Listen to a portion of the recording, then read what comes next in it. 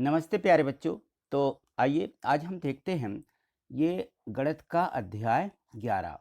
इसके पहले वाले जो अध्याय हैं वो हमने पिछली वीडियो के माध्यम से समझे थे। यदि आपने उनको नहीं देखा है, नहीं समझा है, तो इसके डिस्क्रिप्शन में लिंक दी गई है। सीधे लिंक पर जाकर के उनको आप पहले समझ लें।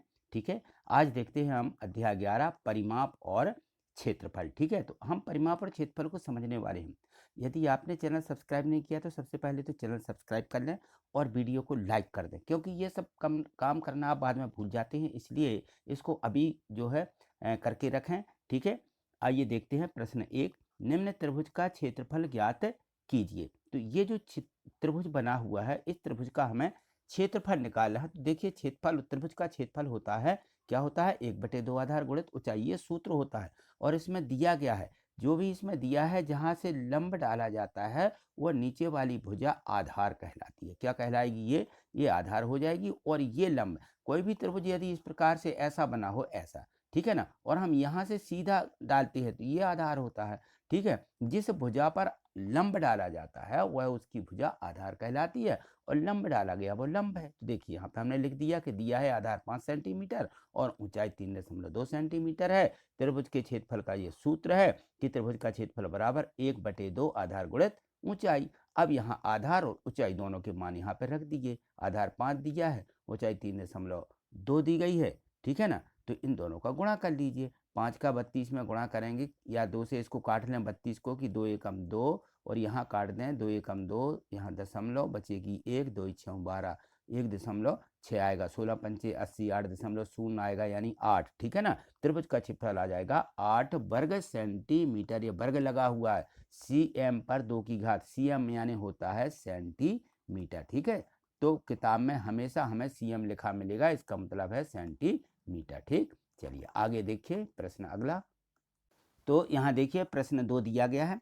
आपको प्रत्येक प्रश्न को समझना जरूरी है। ठीक है ना, जो बताया जाता है पहले उसको समझिए। आप लोग क्या करते हैं कि सीधे जो इसमें हल दिया गया है, हल को एकदम उतार लेते हैं और इसको समझते नहीं हैं, इसलिए समझ में आने वाली नहीं है।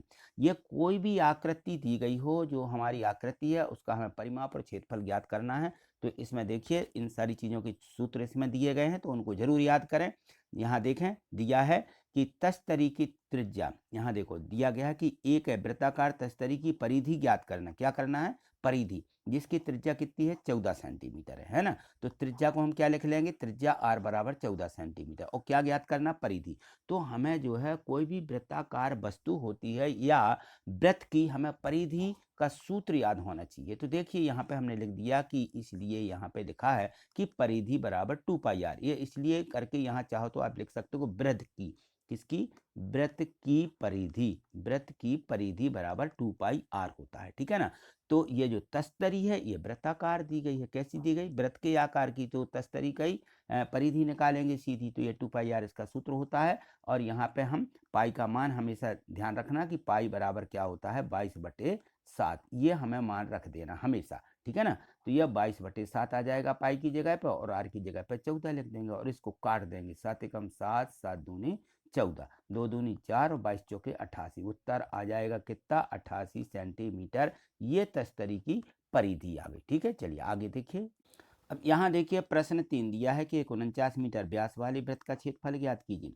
तो अब यहाँ देखो एक 49 मीटर दिया गया है ना, तो व्यास दिया गया है। अब व्यास दिया गया तो हमें हमेशा क्षेत्रफल निकालने में त्रिज्या की जरूरत होती है। तो व्यास क्या होता है? त्रिज्या का दुगना होता है, ये होता है व्यास। देखिए ये वृत्त रहता है और वृत्त में ये पूरा व्यास कहलाता है, आधी त्रिज्या कहलाती है। पूरा दिया है तो आधा चाहिए, है ना। तो हम क्या करेंगे? 2 का भाग लगा देंगे, यानी हम पूरा व्यास बराबर लिखेंगे कि ये 2r बराबर व्यास होता है। ठीक है, तो यह दिया गया है 49, तो r बराबर क्या होगा? 49/2, यानी आधी कर दी। ठीक, वृत्त का क्षेत्रफल क्या होता है? πr का वर्ग। यह भी सूत्र याद रखना है कि वृत्त का क्षेत्रफल πr का वर्ग होता है, परिधि 2πr होती है। ठीक है, तो यहाँ पर देखिए पाई का मान 22/7 रख दिया और r का मान यहाँ पे कितना आया? 49/2। तो 49/2 का वर्ग लगा दिया। ठीक है, और वर्ग का मतलब होता है 2 बार गुणा। यहाँ देखो 22/7 गुणित 49/2, 49/2 2 बार लिखा है। ठीक है ना, और इनको जो है जो संख्या कट रही है उनको काट दीजिए। यहाँ से हमने काट दिया 7 एकम 7, 7 सत्ते 49, 7 सत्ते 49। ठीक है ना, 2 से काट दीजिए इसको, 2 एकम 2, 2 11 22 कितना आ जाएगा 11 गुणित 7 गुणित 49, 11 गुणित 7 गुणित 49 और बटे में ये 2 है, इसके बटे में 2 आएगा। इनका गुणा करिए, गुणा करने के बाद आ जाएगा 3373 और बटे में 2। 2 का मतलब है कि ये भाग देगा, इसमें हम भाग देंगे तो कितना आएगा, ये आ जाएगा 1886.5 वर्ग मीटर। ये हो जाएगा इसका क्षेत्रफल, ठीक है ना। तो इस प्रकार से हमें निकालना है। चलिए आगे देखिए, प्रश्न 4 देखिए, दिया है कि एक समांतर चतुर्भुज की आकृति बनाइए और उसके क्षेत्रफल का सूत्र भी लिखिए। एक समांतर चतुर्भुज बनाना है तो देखिए यहाँ पर एक समांतर चतुर्भुज इस प्रकार से बनाओगे, एक, ठीक, ए बी सी डी ये समांतर चतुर्भुज हुआ। अब इस समांतर चतुर्भुज का हमें क्षेत्रफल लिखना, तो किस प्रकार लिखेंगे, जो ये समांतर चतुर्भुज है इसमें लंबाई और चौड़ाई है, ठीक है ना। तो यहाँ देखें, ये इसकी ए बी क्या हो जाएगी, लंबाई, लंबाई और ये हो जाती है इसकी चौड़ाई, ठीक। तो हमने लिखा ये लंबाई है, ये चौड़ाई है। अब देखो यहाँ पे जब हमारा समांतर है यह जो चतुर्भुज बनता है तो समांतर चतुर्भुज भी बिल्कुल आयत की आकृति का होता है, बस इसके में कोण में बस परिवर्तन होता है। तो जो लंबाई होती है ये आधार कहलाएगी, क्या कहलाएगी, ये आधार हो गई। और ये जो चौड़ाई है, ये जो चौड़ाई को हमने किस में परिवर्तन किया, ये ऊंचाई में, क्योंकि इसमें ऊंचाई जो होती है बिल्कुल सीधी, जो हमारा समांतर चतुर्भुज होगा इसमें ये ऊंचाई बिल्कुल सीधी लाइन होगी, यानी जो चौड़ाई होती है उससे थोड़ी कम हो जाती है, तो ये यहाँ पे ऊंचाई आ जाती है। तो इसका मतलब है एक प्रकार से जो हमारा आयत रहता है, आयत का ही क्षेत्रफल बनेगा, कि समांतर चतुर्भुज का जो क्षेत्रफल होगा वो आयत का ही क्षेत्रफल होगा, बस ठीक। इसका थोड़ा सा जो यहाँ पे परिवर्तन आया है, वो जो भुजाएं कम हो जाती हैं तो उनके कारण, लेकिन बराबर दोनों के क्षेत्रफल एक समान ही रहेंगे। तो यहाँ हो जाएगा, आयत का क्षेत्रफल हमें ज्ञात है कि लंबाई गुणित चौड़ाई होता है, तो लंबाई किस में बदल गई, आधार में, चौड़ाई किस में बदल जाती है, हमारी ऊंचाई में। तो यहाँ इसका क्षेत्रफल हो जाएगा कि समांतर चतुर्भुज का क्षेत्रफल आधार गुणित ऊंचाई, बस ये लिखना है। इसलिए इन्होंने आप पूछा है कि ये सब आप बना करके हमें बताएं, ठीक है ना। चलिए आगे देखिए, यहाँ देखिए प्रश्न 5 दिया गया है कि संलग्न आकृति में, ये यहाँ पे एक आकृति दी गई है त्रिभुज की ए बी सी, ठीक है ना। इसमें ये समद्विबाहु त्रिभुज है। समद्विबाहु त्रिभुज का मतलब होता है कि इसकी कोई दो भुजाएं समान होंगी, जिसमें देखिए ए बी ए सी ये दोनों बराबर हैं, यानी ये दोनों भुजाएं ए बी और ए सी ये क्या है, बराबर हैं, और इनकी माप है 7.5 है। देखो ये 7.5, ये भी 7.5 है। और बी सी 9 सेंटीमीटर है। यहाँ जो बी सी तीसरी भुजा दी गई है ये 9 सेंटीमीटर है। तो ए से बी सी तक की ऊंचाई ए डी 6 सेंटीमीटर है। ए से बी सी तक की ये ऊंचाई जो दी गई है ये कितनी है, ये 6 सेंटीमीटर दी गई है। और त्रिभुज ए बी सी का क्षेत्रफल ज्ञात करना है, किसका, त्रिभुज पूरे ए बी सी का क्षेत्रफल ज्ञात करेंगे। और सी से ए बी तक की ऊंचाई अर्थात सी ई यह भी ज्ञात कीजिए, ठीक है। तो ये जो ऊंचाई दी गई है सी से ई तक, यहाँ से सीधा ये लंबा डाला गया है, तो ए बी क्या हो जाएगा, ये आधार बन जाएगा। और ये सी ई हमें ज्ञात करना है कि ये ऊंचाई कितनी होगी। चलिए यहाँ देखिए, तो हमें मालूम है कि त्रिभुज का क्षेत्रफल बराबर 1/2 आधार गुणित ऊंचाई होता है ना। तो आधार क्या है, यहाँ पे बी सी है, ऊंचाई क्या है, ए डी ऊंचाई है, बी सी आधार है, ठीक है ना। दोनों भुजाएं दी गई हैं, ये 9 है, ये 6 है, यहाँ पे रख दीजिए 9 और ये गुणित 6, और 2 से इसको काटें, 2 एकम 2, 2 3 6, तो 9 3 27 वर्ग सेंटीमीटर, ये आ जाएगा त्रिभुज का क्षेत्रफल। अब देखिए यहाँ पर कि हमें क्या निकालना है, ऊंचाई निकालना है, जो ये ऊंचाई दी गई है। हमें त्रिभुज का क्षेत्रफल ज्ञात हो गया है, आधार दिया गया है ए बी, आधार दिया है, ठीक है ना। तो त्रिभुज का क्षेत्रफल बराबर फिर लिखेंगे वही 1/2 आधार गुणित ऊंचाई, और ऊंचाई क्या है ई सी, ठीक है ना, ये सी ई या ई सी ये ऊंचाई है। तो क्षेत्रफल निकल आया 27, ये हम रख देंगे यहाँ से उठा करके, ये दिया गया है, ये यहाँ पे रखेंगे क्षेत्रफल के नीचे। और 1/2 आधार गुणित ऊंचाई ये दिया कि ए बी बराबर कितना है, आधार 7.5, ऊंचाई नहीं दी है, ऊंचाई सी ई ही लिखेंगे हम यहाँ पे। तो ये ऊंचाई देखिए कैसे निकलती है, ये 27 है, ये बराबर में 1/2 गुणित 7.5 दिया। तो हम इसका क्या करेंगे, बटे 2 है तो इसका त्रिया गुणा 27 में हो जाएगा, यहाँ पे सीधा भाग में है तो गुणा 27 गुणित 2, और बटे में आ जाएंगे 7.5, यहाँ पे बटे में 7.5 आ जाएंगे। तो ये निकल आएगी सी ई, क्या हो जाएगी, ऊंचाई, ठीक है ना। तो ऊंचाई बराबर आ जाएगी 27 गुणित 2 बटे 7.5। अब इसको जो है काट दीजिए, जब हम इसको काटेंगे तो ये आ जाएगा 7.2 सेंटीमीटर, ठीक है। तो इस प्रकार से आप इसको काटेंगे, तो आप यहाँ काटना भी देख लीजिए किस प्रकार से आएगा हमारा ये उत्तर। यहाँ पे देखें 27 गुणित 2 और बटे में क्या दिया है 7.5, तो यहाँ पे हम क्या करेंगे, यहाँ हम 75 लिखेंगे और दशमलव का क्या हो जाएगा, शून्य नीचे आएगा तो नीचे ऊपर लग जाता है, ये हमेशा ध्यान रखना इसका, ठीक है ना। तो यहाँ हम चाहें तो शून्य लगा दें या ऊपर ऐसे 10 लिख दें, ठीक, इस प्रकार से। अब इसको काटिए, चलिए 5 से काटेंगे, 5 दूनी 10 और ये 5 से ये काटो तो 5 एकम 5 और बचेंगी 2, 5 25, ठीक, ये कट जाएंगे। और 3 से इसको काट दो, 3 नाम 27 और 3 5 15, ये आ गया, कितना आ गया, इनका गुणा कीजिए, 2 दूनी 4 और 9 चौके 36, 36 बटे 5, ठीक है ना, 36 बटे 5 आएगा, 36 में 5 का भाग लगा दीजिए, चलिए यहाँ देखिए 36 भागित 5, चलिए 5 से काटें तो 5 सत्ते 35 भाग लगा रहे हैं, ठीक, बचेगा यहाँ पे 1। अब भाग नहीं जाएगा तो क्या लगाएंगे, दशमलव, दशमलव का शून्य, और यहाँ चलिए 5 दूनी 10, कितना आएगा ये 7.2, ठीक है। तो इस प्रकार से हमें काट करके भी देख लेना है। चलिए आगे देखें।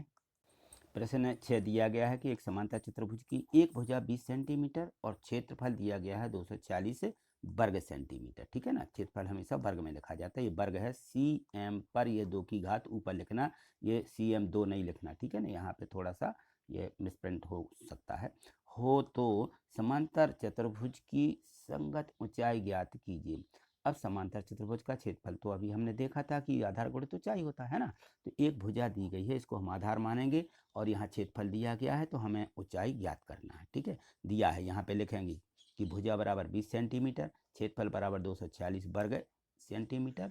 तो समांतर चतुर्भुज का क्षेत्रफल होता है आधार गुणित ऊंचाई, सीधा लिख दें, क्षेत्रफल की जगह 240 लिख लीजिए, आधार 20 दिया है, ऊंचाई नहीं दी गई, ठीक है ना। तो अब क्या करेंगे, ये गुणांक है तो बटे में आएगा, 240 के बटे तो ऊंचाई बराबर हो जाएगी, ठीक है, 240 बटे 20। अब इनको 2 से काटिए, पहले 2 एकम 2, शून्य का शून्य यानी 2 धाम 20 और 2 से इनको काट दीजिए तो क्या आ जाएगा, 2 एकम 2, 2 दूनी 4, 2 तीन 6, 123 बटे 10 और ये बटे में 10 है तो सीधे दशमलव लग जाता है एक अंक के बाद में, तो आ जाएगा 12.3 सेंटीमीटर, यह हो जाएगी समांतर चतुर्भुज की ऊंचाई, ठीक। चलिए आगे देखिए। प्रश्न 7 देखिए, यहाँ पर आपको दिया गया है कि यदि एक समांतर चतुर्भुज का क्षेत्रफल 24 सेंटीमीटर है और आधार है 4 सेंटीमीटर हो तो ऊंचाई ज्ञात कीजिए। तो यहाँ देखो ये दो दिया गया है, यहाँ पर क्षेत्रफल दिया गया है और आधार दिया गया है, बिल्कुल वैसा ही करना जैसा अभी किया था। तो यहाँ पे लिख देंगे कि समांतर चतुर्भुज का क्षेत्रफल होता है आधार गुणित ऊंचाई, तो यहाँ पे दोनों चीज़ें दी गई, आधार स्पष्ट लिखा हुआ है, क्षेत्रफल भी यहाँ पे लिखा हुआ है, तो सीधे रख देंगे यहाँ पे, ठीक है। यहाँ क्षेत्रफल 24 आ जाएगा, आधार 4 दिया है, गुणित ऊंचाई यहाँ पे और 24 बटे 4 बराबर बच जाएगा ऊंचाई, और ऊंचाई बराबर 4 से भाग लगा दें, 4 एकम 4, 4 छः 24 तो 6 सेंटीमीटर, ठीक है, बिल्कुल। चलिए आगे देखिए। यहाँ देखिए प्रश्न 8 दिया गया है, आपको प्रत्येक प्रश्न को समझना बहुत जरूरी है, ऐसा नहीं कि सीधे उतार लिए तो प्रश्न समझ में नहीं आते हैं। यहाँ देखिए, यहाँ पे लिखा है कि सुधांशु 7 सेंटीमीटर त्रिज्या वाली एक वृत्ताकार तस्तरी को 2 बराबर भागों में विभाजित करता है और प्रत्येक अर्धवृत्ताकार तस्तरी का परिमाप ज्ञात कीजिए। तो जो वृत्ताकार तस्तरी होंगी यानी एक वृत्त ही होगा इस प्रकार से, ठीक है ना, ये मान लीजिए ये वृत्त है, ठीक है, और ये जो तस्तरी है इसको क्या किया गया है, 2 भागों में ऐसा काट दिया गया, ये बराबर बराबर इसके 2 भाग कट जाएंगे, ठीक है। जब इन्होंने बीच में से इसको काट दिया है तो अब देखें तस्तरी की आकृति कैसी बनेगी, ऐसी बन जाएगी, आधी तस्तरी ऐसी होगी, ये, ठीक। तो इस प्रकार से जब ये बन जाती है तो हमें क्या करना है, अर्धवृत्ताकार तस्तरी का परिमाप। तो अब देखो ये पूरा वृत्त होता है तो पूरे वृत्त का परिमाप होता है क्या, 2 पाई r, ये पूरे वृत्त के परिमाप का क्षेत्रफल होता है, ठीक है। और यहाँ देखो तस्तरी की त्रिज्या दी गई है 7 सेंटीमीटर, ठीक है ना। अब हमें क्या ज्ञात करना होगा, क्योंकि हमें ये जो यहाँ से काटने पर ये दूरी आती है, ये तो हमें दूरी मालूम है कि ये आधी हो जाएगी, ये पूरी है हमारी परिमाप 2 पाई r, 2 पाई r से आधी परिमाप होगी, ये आधी दी गई यहाँ से, ये आधी परिमाप होगी ये, तो आधी परिमाप के लिए क्या करेंगे, 2 से हम भाग दे देंगे, 2 से भाग दे देंगे तो पाई r आ जाएगा। अब यहाँ पे ये दूरी और बढ़ जाती है ये, और ये हमारे वृत्त की क्या होती है, इसको हम क्या बोलते हैं, व्यास बोलते हैं, क्या बोलते हैं, व्यास, और ये त्रिज्या का दोगुना होता है, ये r होगा ये भी r होगा तो 2r हो जाएगा, व्यास क्या होता है 2r। तो यहाँ हमने लिख दिया कि व्यास बराबर क्या होगा, इस त्रिज्या का दोगुना, 7 का दोगुना माने 2 का गुणा कर देंगे तो 14 सेंटीमीटर ये व्यास आ जाएगा, ठीक है ना।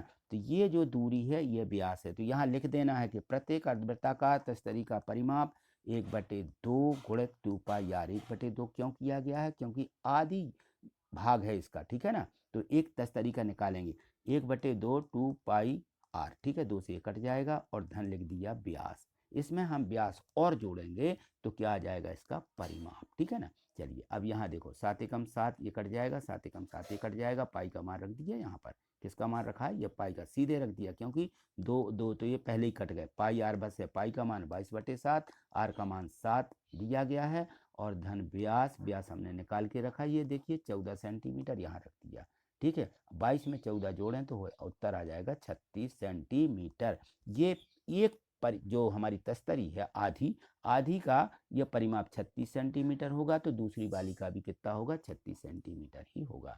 तो यहाँ प्रत्येक लिख दिया हमने कि प्रत्येक अर्धवृत्ताकार जो तस्तरी है उसका 36 सेंटीमीटर परिमाप होगा, ठीक। चलिए आगे देखिए।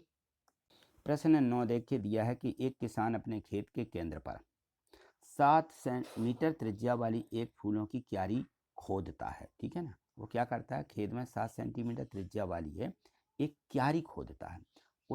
उसे खाद को खरीदने की आवश्यकता है। खाद क्या करना, उसे खाद को खरीदना है और 1 वर्ग मीटर क्षेत्रफल के लिए 1 किलोग्राम खाद की आवश्यकता है।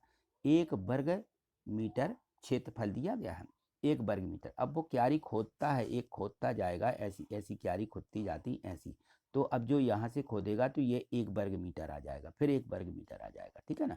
तो 1 वर्ग मीटर क्षेत्रफल के लिए कितना खाद चाहिए, 1 किलोग्राम खाद चाहिए है।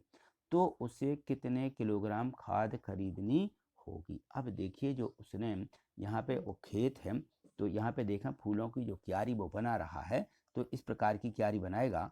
उसे क्या करना है, फूल लगाना है, ठीक ना। फूलों की क्यारी है तो फिर वो क्या करेगा, इसमें गड्ढे करेगा, यानी खुदाई करेगा, इस प्रकार के गड्ढे बनाएगा, ठीक है। ये गड्ढे जो हैं, ये इस प्रकार के जो गड्ढे बनाएगा 1 वर्ग मीटर के होंगे। तो 1 वर्ग मीटर के जो गड्ढे होंगे इसमें 1 किलोग्राम खाद लगना है, इसमें 1 किलोग्राम, इसमें 1 किलोग्राम, इसमें 1 किलोग्राम। तो एक गड्ढा जो रहेगा इसका क्षेत्रफल कितना होगा। तो एक गड्ढा किसकी आकृति का है, ये वृत्त की आकृति का, वृत्त की आकृति का है तो हम क्या कराएंगे, वृत्त का क्षेत्रफल लिखेंगे, ठीक है ना। तो यहाँ देखो फूलों की क्यारी का क्षेत्रफल कितना हो जाएगा, पाई आर का वर्ग। आर का मान 7 मीटर दिया गया है, ठीक है ना, और पाई का मान 22/7 होता ही है। तो यहाँ पे सीधे रख देंगे 22/7 गुणित 7 का वर्ग, तो कितना आ जाएगा 7 गुणित 7, एक 7 यहाँ से कट जाएंगे, एक 7 काट दिया, 22 का 7 में गुणा किया 154 वर्ग मीटर हो जाएगा। तो जो हमारे यहाँ पे पूरी जो क्यारी बनाना थी उसे कितनी, 7 मीटर त्रिज्या वाली फूलों की क्यारी, उन सभी क्यारियों का क्षेत्रफल आ जाएगा 154 वर्ग मीटर, ठीक है ना। तो अब देखिए यहाँ पे कि 1 वर्ग मीटर के लिए 1 किलोग्राम, तो 154 वर्ग मीटर के लिए हम गुणा कर देंगे 1 का, ठीक है ना। तो यहाँ देखो लिख देंगे कि 1 वर्ग मीटर के लिए 1 किलोग्राम खाद, तो 154 वर्ग मीटर के लिए 154 गुणित 1, यानी 154 किलोग्राम खाद, ठीक है ना। ये आ जाएगा 154 किलोग्राम खाद की आवश्यकता होगी, ठीक। चलिए आगे देखिए। यहाँ देखिए प्रश्न 10 दिया गया है कि संलग्न आकृति पी क्यू आर एस एक समांतर चतुर्भुज है। अब देखिए पी क्यू आर एस ये समांतर चतुर्भुज है, ठीक है। इसमें क्यू एम, जो क्यू एम है, यहाँ देखें क्यू और ये एम, ये लंब है, ये शीर्ष लंब है, ठीक है ना। ये यहाँ से क्यू से एम तक, ये शीर्ष लंब जो है क्यू से एस आर तक, क्यू से एस आर, देखिए ये जो पूरी भुजा है, इस पूरी भुजा पर ये जो है लंब है, यानी ऊंचाई है, ठीक है ना। इन्होंने लिख दिया यहाँ पे तक कि ये ऊंचाई है जो क्यू एम है, ठीक। तथा क्यू एन, इसी प्रकार से क्यू एन जो शीर्ष है, क्यू एन, अब देखो यहाँ पे क्यू एन कौन सा दिया गया, ये वाला, ठीक है ना। ये क्यू एन है और ये क्यू एन है जो ये क्यू से भुजा जो पीसी है, ये लिखा हुआ क्यू से पीसी तक की ऊंचाई है, ठीक है ना। यहाँ क्यू से इस भुजा पीसी तक की ये ऊंचाई है, ठीक है। यदि एस आर बराबर 12 सेंटीमीटर है, ये देखो ये कितना दी गई है, ये 12 सॉरी ये नहीं, एस आर, ये एस आर 12 सेंटीमीटर है, ये 12 सेंटीमीटर दी गई है। और क्यू एम 7.6 सेंटीमीटर, ये जो क्यू एम है ये 7.6 सेंटीमीटर ऊंचाई दी गई है, ठीक है। तो समांतर चतुर्भुज पी क्यू आर एस का क्षेत्रफल ज्ञात कीजिए, ठीक है। तो सीधा लिखना 1/2 वो आधार गुणित ऊंचाई, तो जो आकृति दी गई है ये किस आकृति का है, ये समांतर चतुर्भुज है, तो हम सीधा लिख देंगे, इसमें तो कोई दिक्कत नहीं है। आधार निकल आया है, दिया ही है 12 सेंटीमीटर, यहाँ लिखेंगे आधार एस आर बराबर 12 और ऊंचाई क्यू एम बराबर 7.6 सेंटीमीटर।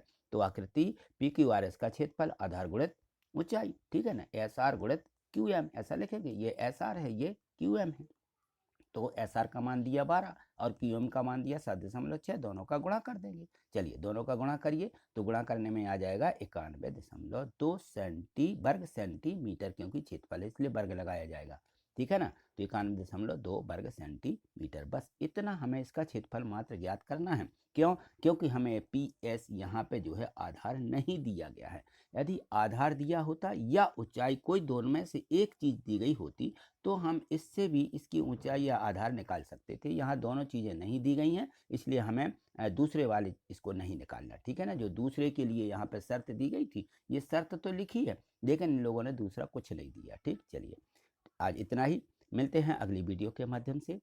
मुझे पूर्ण विश्वास है कि जो प्रश्न 1 से 10 तक दिए गए थे ये आपने अच्छे से समझे और समझ में आ गए होंगे। और यदि आप डाउट लगता है तो कमेंट्स करें और वीडियो को बार बार देखें, निश्चित ही आपको ये सभी प्रश्न समझ में आ जाएंगे, ठीक है। तो वीडियो को लाइक करना मत भूलिए, वीडियो को लाइक जरूर कर दीजिए। थैंक यू, धन्यवाद।